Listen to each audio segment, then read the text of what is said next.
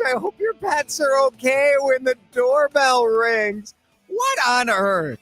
You know, because Taylor shut me down, and she did. Slammed the door right in your face. She didn't want any of the nonsense. No, was not having it. But that's fine. She's out of the room, and now I'm going to call that story what it is. If you're a pet owner, are you really that big of a baby about Halloween? Is tonight that difficult for you? The doorbell ringing, the bowl of chocolate there, like a giant cyanide capsule beckoning Fido or Toonces the cat. 651-461-9226. I want to know because I don't have any pets. But I also think the report that we just did was woefully incomplete. What do you do with your pet goldfish tonight? What if your pet guinea pig has anxiety? What if your at-home reptile, do people like a frog? Maybe you got a pet frog. What if the frog gets a hold of a loose bit of string on your Halloween costume? Is this the news's fault, or is this you people? Are you people with your pets so ridiculous that you are really worried about tonight and the fact that the doorbell is going to ring? I do think pet owners in this country have absolutely lost their minds. Absolutely lost their mind. I did not think I was going to start the show today sticking it to America's pet owners. Apparently the text line didn't either. This just in, Jason hates animals. I love animals. I hate animal owners. You people are the problem. You're the problem. Now, maybe it's the media, right? Who do we blame more in this scenario? Ari? Do we blame Ari or do we blame the pet owner? Because every year, as a non-pet owner, every year, when the 4th of July comes around, we have to hear about like, oh, boo-hoo, like my dog doesn't like the sound of fireworks. Oh, no, we should ban fireworks because, oh, no, my dog's going to,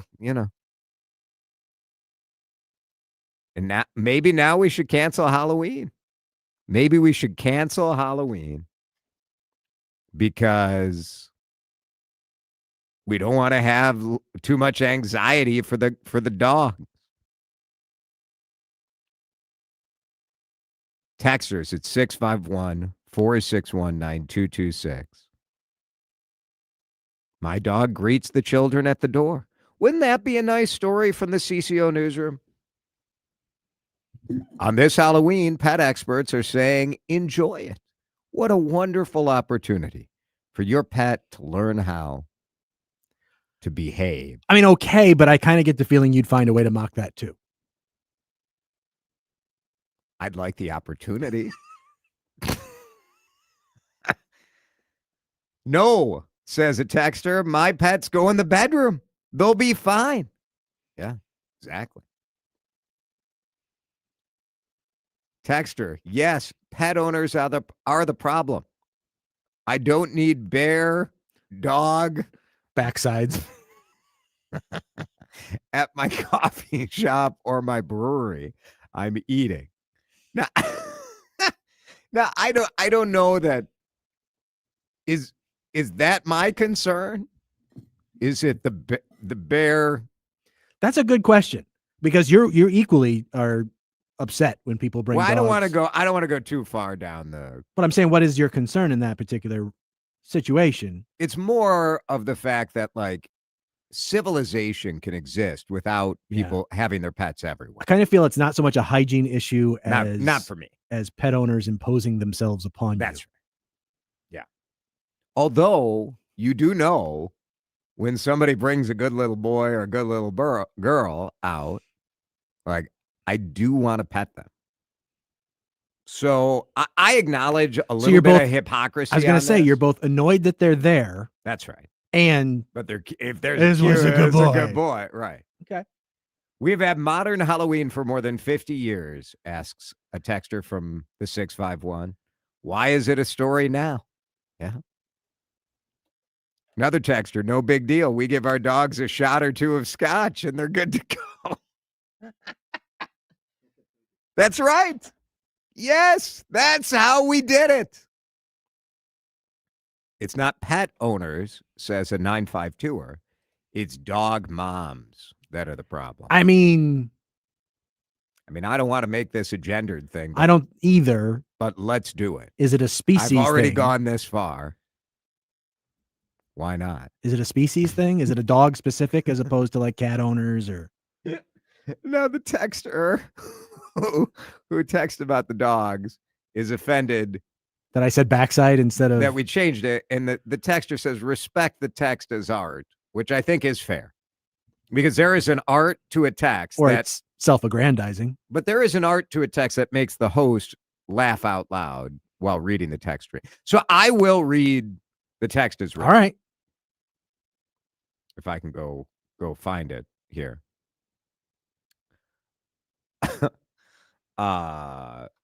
Well, I'll just do a search for the word. Yeah. Yes. Pet owners are the problem. I don't need bare dog buttholes at my coffee shop or brewery. I'm eating. There you go.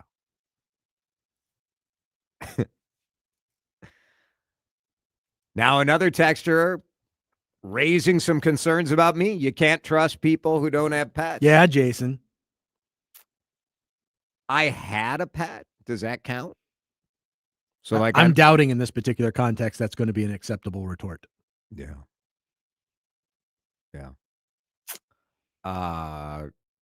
Me and my black cat dressed in her little bat wings will greet everyone at the front door. Now, I will say, like, normally, I'm not a big fan of dressing up your pets because if you look at pets, if you look at dogs, if you look at cats in costume, they don't ever look real pleased about that scenario. No, they don't.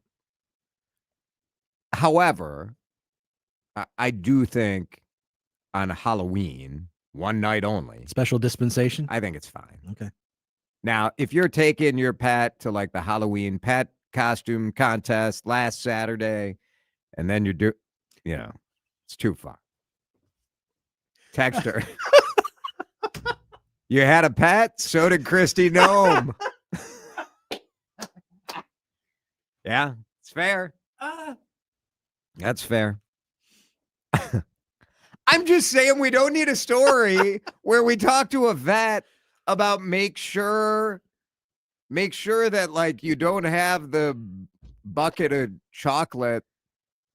Also, like except we do need that story because it gives Taylor something to have in her newscast that's timely, yes. and it gives us a segment. So we do need that story, Jason. I don't know. I just think it's funny. Oh, you're not wrong. Yeah.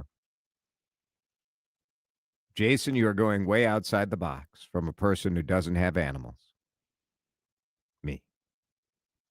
My examples of frog, cat, and fish are just stupid. Really? Well, yeah, that was the point. The that point. was the joke. Yeah, like I wasn't really suggesting that the newsroom should provide a how-to scenario for what to do with your frog or fish. There is a form of comedy that's absurdism, right? You say something. Anyway, put the dog in the bedroom. I do think that is fine. Yeah. Right? Yeah. They'll be okay. Jason, I've been a pharmacist since the early 1980s and have seen a huge increase in prescriptions for pet anxiety in the last 10 years, Xanax, Prozac, etc. I'm sure the pets are the same, but the owners are different, says Richard. No question. Yeah. Yeah, and I'm not trying to be like we can't have progress. Like back in the day we did it this way, and so you should just let your pet have anxiety. So I don't know. I guess I don't have a strong Well, there's progress and then there's projection. Yeah. Everybody everybody has some anxieties, right? Now, Texter raises a good point. Can your pets get a therapy pet for these sorts of holidays? When you think of the trauma. Yeah. And now if you have the Ring doorbell camera like we do, so back in the day, you ring the doorbell and it would just be, ding dong, like that was it. And now it's boop, boop, boop, boop, boop, boop, boop, boop, someone is at the door. Boop, boop, boop, boop. It's like a whole announcement system. This is my dog Fido, and this is Fido's comfort dog Fluffy. Oh, I'm just praying for all of those pets out there that they can make it through one of really the most traumatic evenings of their existence. Their courage is an example for us all. Really is. 319. Some people really get mad at me at this bit. Oh, yeah. You should hear the phones. Jason, get a blanking dog and then get back on your high horse. No, the point is that I don't want a blanking dog. I don't. I love your dogs. I don't know that I love the way the owners act. I think that's where I'm landing on this.